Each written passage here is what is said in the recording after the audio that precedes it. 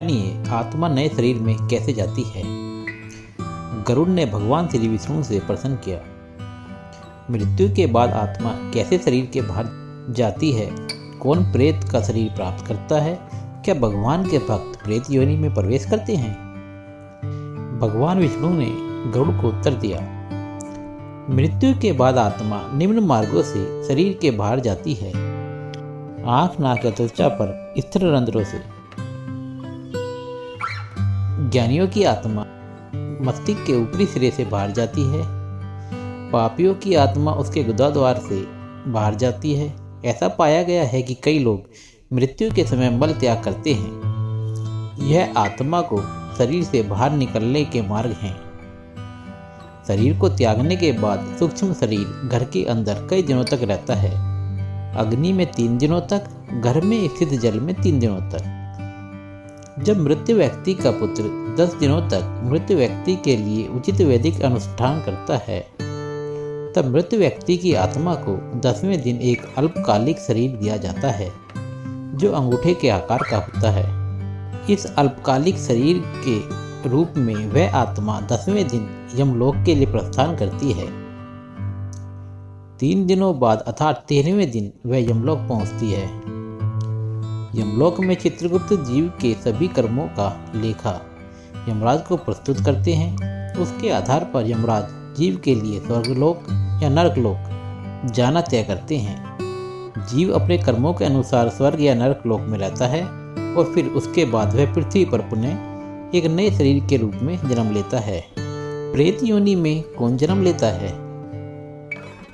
कुछ मनुष्य जो कुछ विशेष प्रकार का कर्म करते हैं वे यमराज द्वारा वापस पृथ्वी पर प्रेत योनि में भेजे जाते हैं, जिसमें वे एक निश्चित समय तक रहते हैं।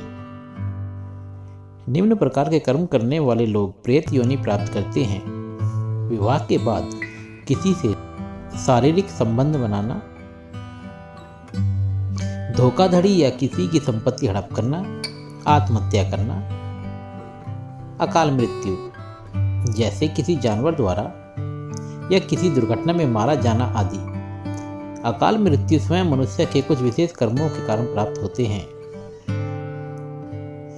प्रेत योनि प्राप्त करने के पीछे के कारण की व्याख्या इस प्रकार की जा सकती है।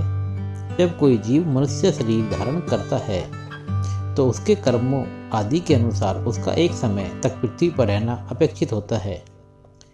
यमराज जब मनुष्य के सभी कर्मों की समीक्षा करते हैं और उसमें यह पाते हैं कि जीव उस अपेक्षित समय से पहले ही मृत्यु को प्राप्त हो गया, तब उस जीव को बाकी समय के लिए प्रेत योनि में व्यतीत करना पड़ता है।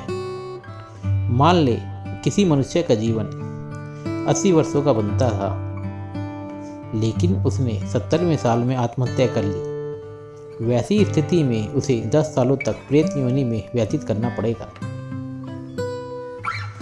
प्रेत योनि एक सूक्ष्म शरीर होता है।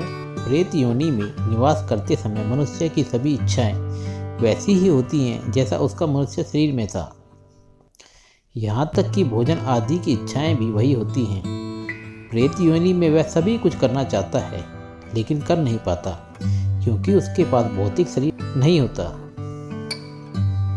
इसलिए अगर मनुष्य के रूप में उसकी कई इच्छाएं अपूर्ण रह गई हों तो प्रेत योनि में उस मनुष्य को अपनी इच्छाएं पूरी नहीं होने की पीड़ा झेलनी पड़ती है।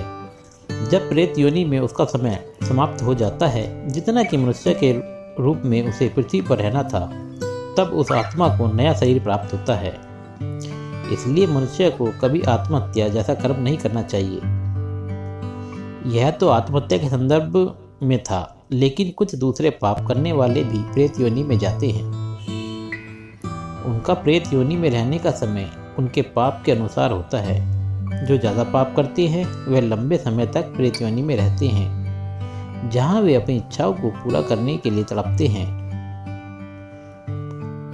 भगवान के भक्तों का क्या होता है? भगवान के भक्तों को मृत्यु के बाद किसी प्रकार की यात्रा नहीं झेलनी पड़ती।